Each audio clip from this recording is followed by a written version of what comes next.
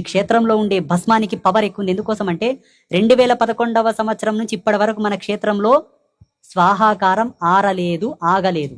అందుకే యజ్ఞశక్తికి క్షేత్రంలో పవర్ చానుంది. నిరంతరాయంగా వెలిగేటటువంటి అఖండ జ్యోతుల యొక్క మహిమ ఆ భస్మంలో నిక్షిప్తమై ఉంటది. కాబట్టి ఏ నొప్పులున్న భస్మం తీసుకుపోయి రాసుకోండి, తప్పకుండా మీకు మార్పు జరుగుతుంది. చాలా మందికి పక్షవాతం వచ్చి బాధపడుతున్న వాళ్ళు చాలా మంది ఉండరు. పెరాలసిస్, కాళ్ళు చేతులు పడిపోవడం, మూతి వంకగా పోవడం, కొంతమంది అంగవైకల్యంతో పిల్లలు పుడతారు, పుట్టుకతోనే కొంచెం ఒక రకంగా పుడతారు. అలాంటి సమస్యలున్నా, ఆటిజం సమస్య ఉన్నా, ఆటిజం అనేది ఒక మహమ్మారిలాగా మారిపోయింది సమాజంలో.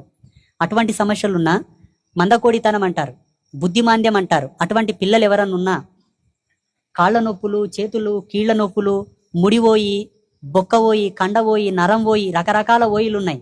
అటువంటి వాయి ఉన్నా, నొప్పులున్నా, ఏమున్నా అమ్మ పాదాల దగ్గరకు వచ్చి, అంబాత్రయ క్షేత్రానికి వచ్చి వాళ్ళ ఫోటోను అమ్మ దగ్గర పెట్టి అమ్మకు దండం పెట్టుకుని ఆ రుద్రశూలాన్ని కాసేపు తాకి దండం పెట్టుకున్న తర్వాత ఆలయం బయటికి వస్తే ఇక్కడ దుకాణంలో శివ పంచాక్షర ఉంగరం అని చెప్తే మీకు ఇస్తారు. ఆడవాళ్ళైతే ఎడమ చేతులకు, మగవాళ్ళైతే కుడి చేతికి ఉంగరాలు ఇస్తారు. బొటన వేలుకు పెట్టుకోండి. ఒక పగడం తాడు ఇస్తారు, ఎడమ కాలు కట్టుకోండి. ఒక తాయెత్తు ఇస్తారు, ఆడవాళ్ళైతేనే మెళ్ళో వేసుకోండి, కుడి చేతికి కట్టుకోండి. మగవాళ్ళైతే నడుములో కట్టుకోండి ఎర్ర తాడుకేసి.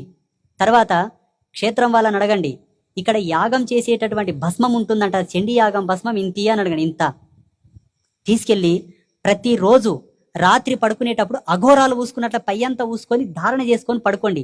బాడీ అంతా నవ నాడులు మొత్తం హీల్ అయిపోతుంది. శరీరంలో ఏ ఏ రంధ్రము, ఏ ఏ గ్రంథి, ఏ ఏ నాడి, ఏ ఏ ఎనర్జీ ఎట్లా ఫిల్టర్ అవ్వాలట ఫిల్టర్ అయ్యి తప్పకుండా మీ శరీరంలో మార్పు వస్తుంది. మీ నొప్పులన్నీ తగ్గిపోతాయి. కావాలంటే పాటించుకొని చూడండి. థైరాయిడ్ ప్రాబ్లం ఉన్నా, నొప్పుల సమస్యలున్నా, స్కిన్ ఎలర్జీస్ ఉన్నా, గజ్జి, తామర, పుండ్లు, పుసిక ఏమున్నా అన్నీ మాయమైపోతాయి.